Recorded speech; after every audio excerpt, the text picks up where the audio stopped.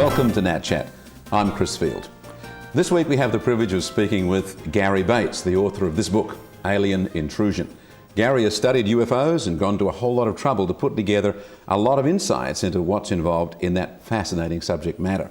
And if that's of interest to you, you're watching at the right time. Gary, welcome to the program. Thank you. It's an impressive looking book, quite big, and you've obviously got a lot to say about aliens. How long have you had a fascination for this sort of subject? Well, I suppose I'm a science fiction junkie from my childhood, like most people today. Of my generation, I've grown up with the whole Star Wars, Star Trek type phenomenon, and you know, in our sort of modern technological age, it's revealed insights about the universe that probably generations before mine didn't understand, and so it's created a lot of intrigue. So is this a science fiction oriented book, or is it a scientific book? No, I think it's a layperson's book, and it tries to cover the whole gamut. I mean, it looks at the major defining events of ufology, you know, Roswell incident, crop circles, all of those types of things that people may have heard of, and it tries to give solid answers to those. At the same time, to make it interesting, it has science fiction snippets.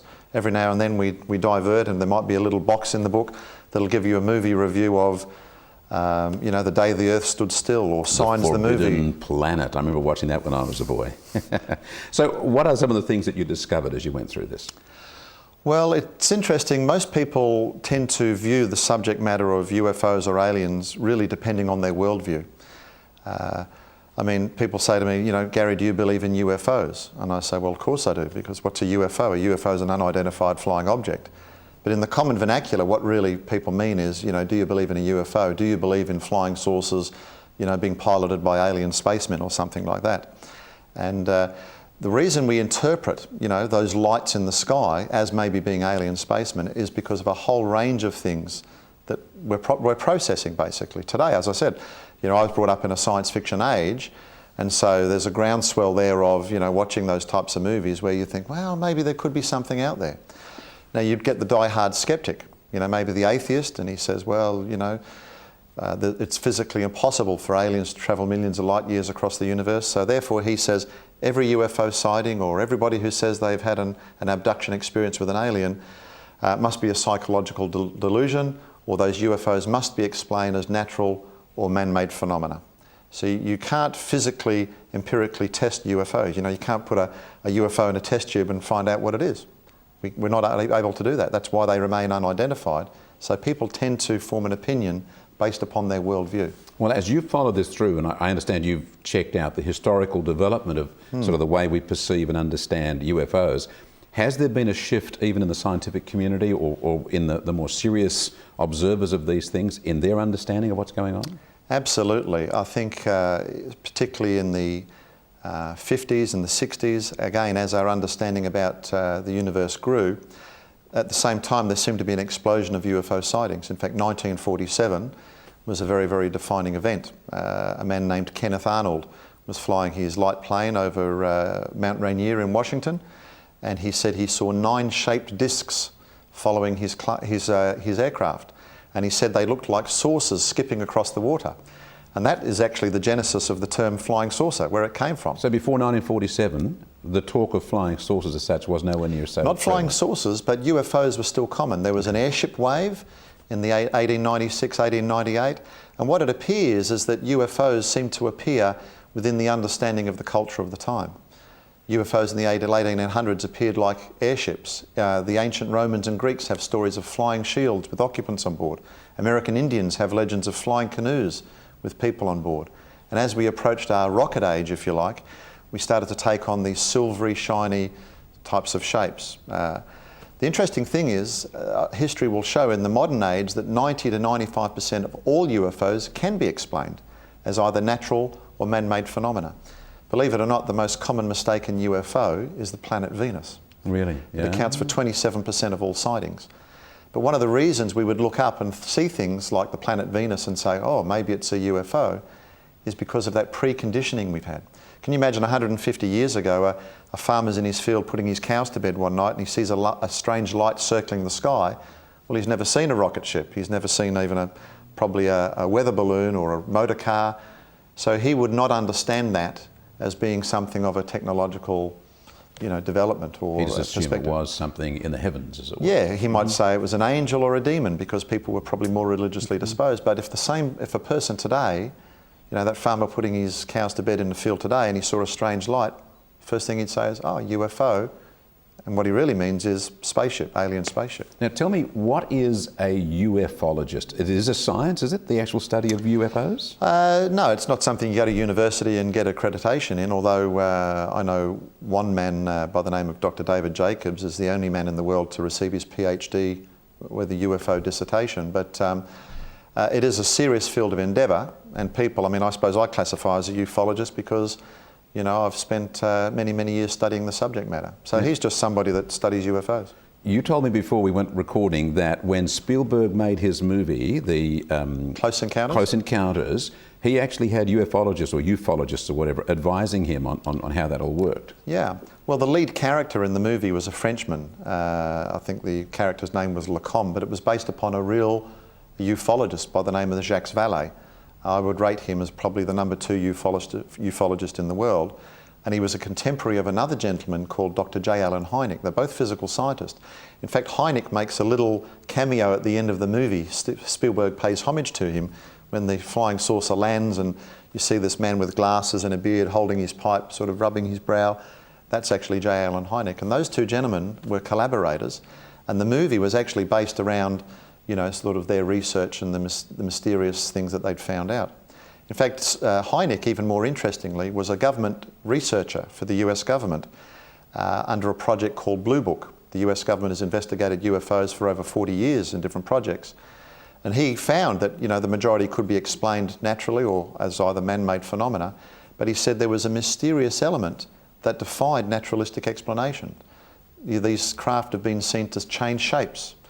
They defy the laws of physics. American fighter pilots have gone up, seen these balls of light and shot at them, and they've disappeared before their eyes. They've disappeared off radar screens. So as a physical scientist, he said, well, there's a mystery there that I need to solve. And so he started his own UFO investigation organisation. You've read their material, or you went through that research material as part of your own study. And did it seem to you to make sense? Did you find it easy to come to conclusions, or is it a particularly confusing subject overall?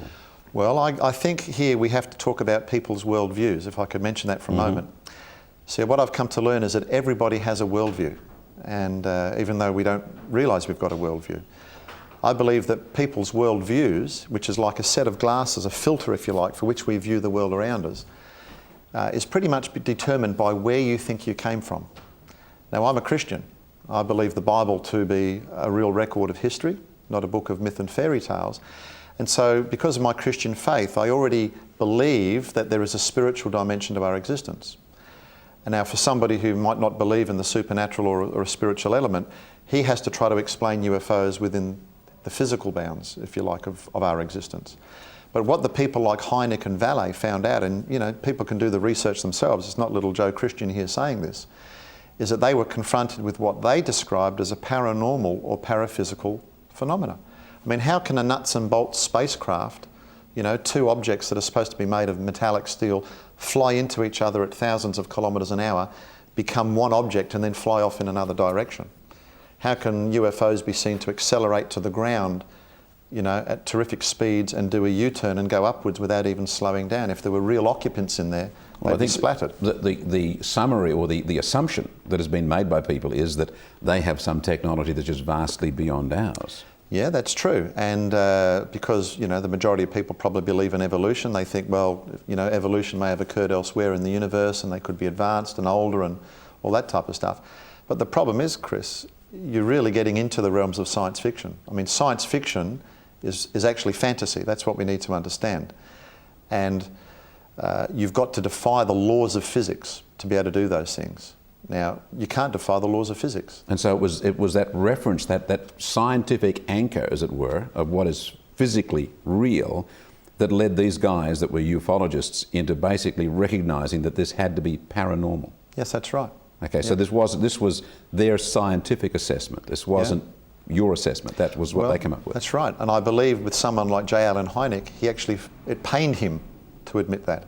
In fact, it was confronting for him that, there was an element here that he would not be able to explain empirically, if you like, as a scientist. He had to be confronted with the idea that there could be other dimensions, for example. So if somebody came rushing in saying, I've seen a UFO, I've seen a UFO, one assumption is they've seen something physical and real, but Heineken, is his name? Hynek recognised that what they were seeing was very likely not a nuts and bolts physical object. Okay. Yeah. So where does that lead us to then? Well, it leads us to the conclusion, and I think pretty much those... should we assume the people are crazy? I mean, that would be the next assumption, isn't it? Oh, absolutely not. I mean, I've met people, lots and lots of them, who've seen UFOs. Most of the places where I talk, in fact, without exception, people come up and tell me about the UFO experience. So millions and millions of people have seen them. Some of the people watching this program will say, I've seen one of those things, and do you think they're crazy? No, not at all. You don't think they're crazy? No. For all your study of UFOs and all the research you've done, you don't think people watching the show that have seen UFOs are crazy at all? Not at all. Well, then we want to look more at this because obviously our viewers are going to be interested to know exactly what you do think it's all about. So we're going to take a break. And Gary, after this, we're going to come back and find out some more. So we will take a quick break. Be back with you shortly to find out more about UFOs. If you've got other friends that you can call to watch the program, grab them right now. You might be very fascinated by the rest of this program. See you soon.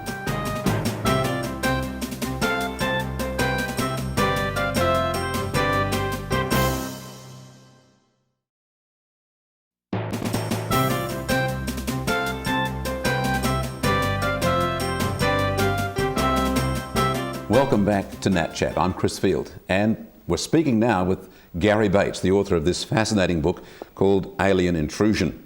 And Gary, it's been great having you on the program so far. Fascinating material. We're going to talk in a moment about what people have seen and experienced in seeing UFOs.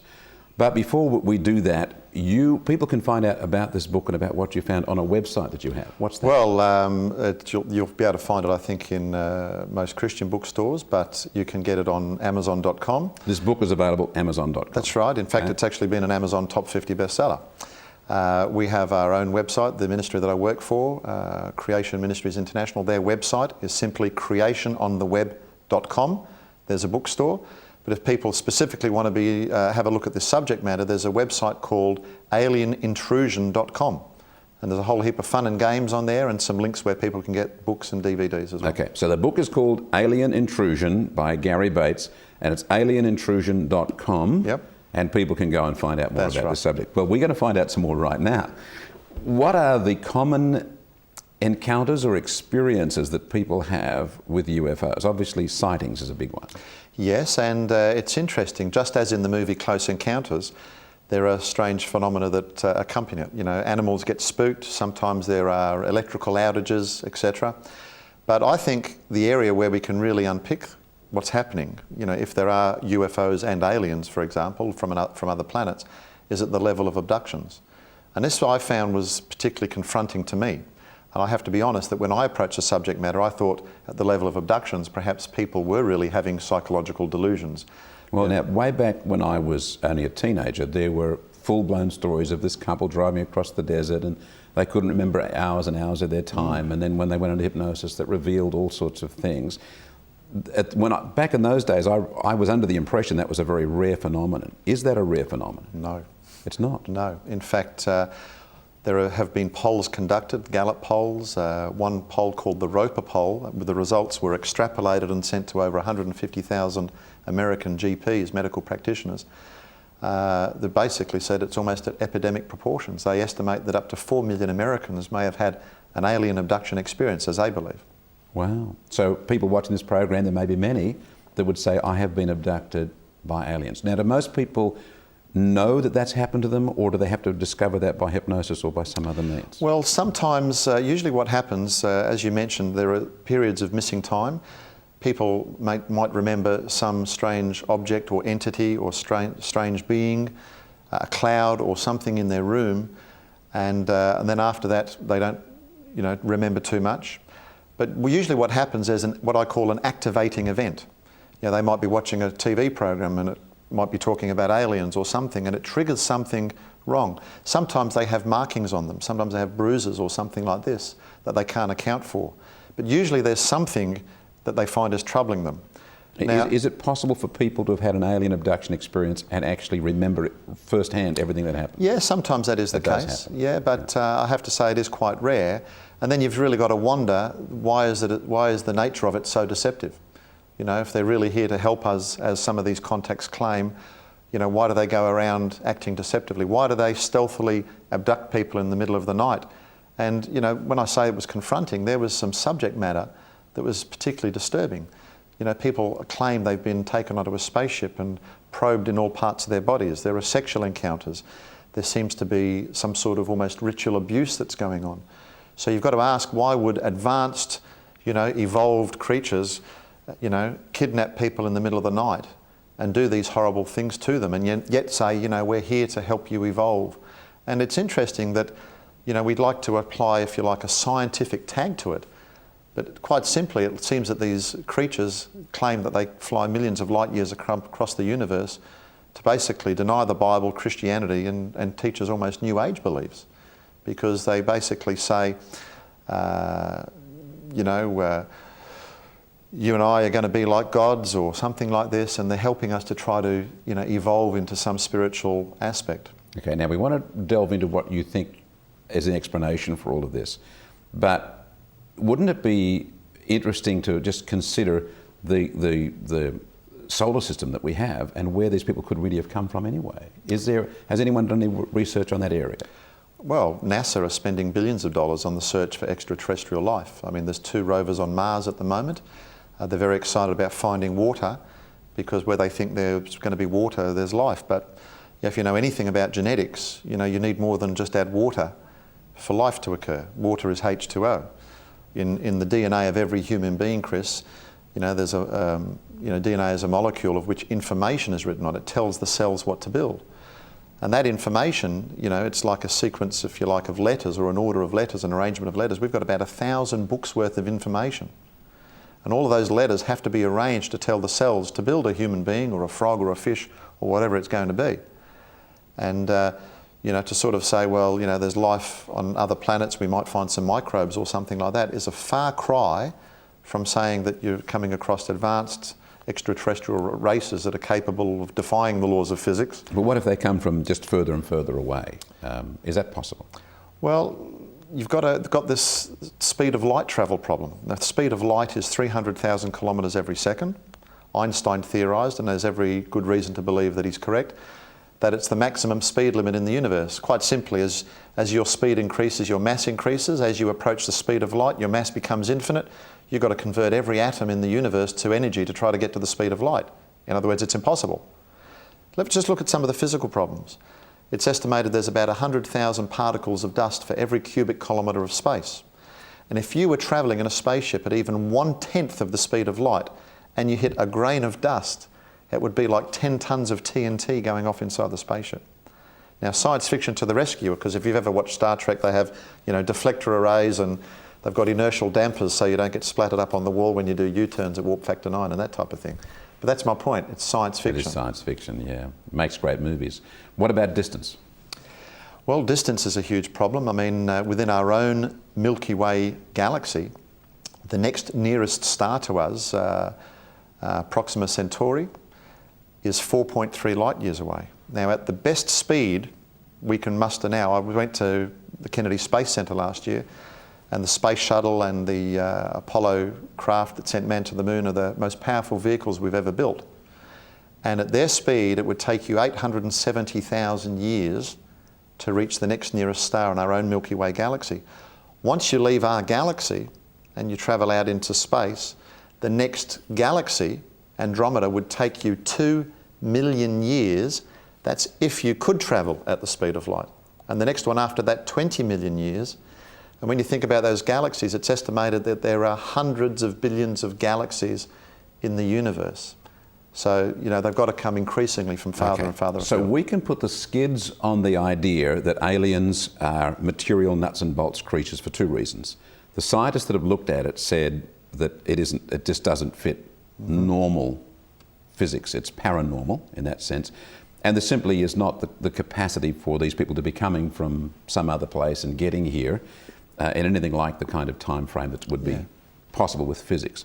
So what are we dealing with here? Yeah. Well, just on that physics thing, if I could explain. See, some people might object to that because they'd say, well, hang on, you know, we're not a billion years advanced like some of these aliens. Who's to say they might not be able to build those types of craft? But the reality is you're resorting to unknowns. You're trying to use something that is not verifiable and testable to explain it. And that's really an unscientific method. You can only deal with the real world that you know, and the real world that we know can't do that. Let me just talk about abductions, because as I said, that's where I think we can unpick it. People that claim these abduction experiences say that little grey entities enter their room in the middle of the night and they see them pass through the walls, or they see them enter through the ceiling. And then these people who believe that they've had some real physical experience claim they're taken through the walls. Now, you and I know that can't be happening, but these people are having a real experience. But the question is it really aliens? Now, my conclusion there is I don't believe it is. I mentioned before that I believe as a Christian there is a spiritual dimension to our existence. As non-Christians would use the word paranormal, supernatural, paraphysical, those types of things. And you know, as I said, that was the evidence they're confronted with. But here's the interesting thing: these people that have contacts, and you can pretty much find out whether they're genuine or not, you know, because they form a pattern of events. They're told very, very interesting stories. People are told that they're special, they've been chosen, go off and do a mission, something like this, and they always seem to have some sort of religious connotation. And again, you don't have to take my word for it, go and have a look at the research. Why would advanced extraterrestrials come just to teach us religious messages? And it seems to me, and again the researchers will show you, that the messages being received are deceptive in nature.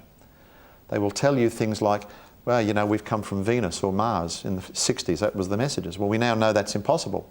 Now they say they come from Sirius or Orion or Zeta Reticuli or somewhere far off, where we can't test those claims. And that's the problem. And some of the stories they've told us, like that, we know to be demonstrably not true. And if someone comes to you, Chris, and tells you a story and does all these things and says, I'm here to help you, but then does brutal things to you and then lies to you, then I don't think trust is a good place to start. So you're telling me that you would see these aliens as such as some kind of spiritual phenomena that is not in fact coming here to benefit us. They're not from outer space coming here to enrich the human experience. They are of some sort of a religious nature. I believe they're interdimensional, and again, that fits my Christian perspective, because I would believe that the spiritual dimension, if you like, you can call it an interdimension or another dimension, so it is interdimensional as well. The Bible talks about beings called angels, and most people have a view of angels, for example, as being, you know, some sort of fairy type creature with, you know, angel wings out the side or something like that. But actually, when you look at the Bible, it's never ever recorded like that. Angels appear as real, almost physical beings. They've interacted with human beings. You know, they've harmed them in some cases. The Bible is full of accounts like that. So they can interact physically in our reality, yet they seem to be able to be flit in and out of our reality as well. Gary, fantastic. So here we are, we're looking at the alien intrusion, and you're basically coming up with the conclusion that this is the same old spiritual realities people have dealt with maybe for thousands upon thousands of years.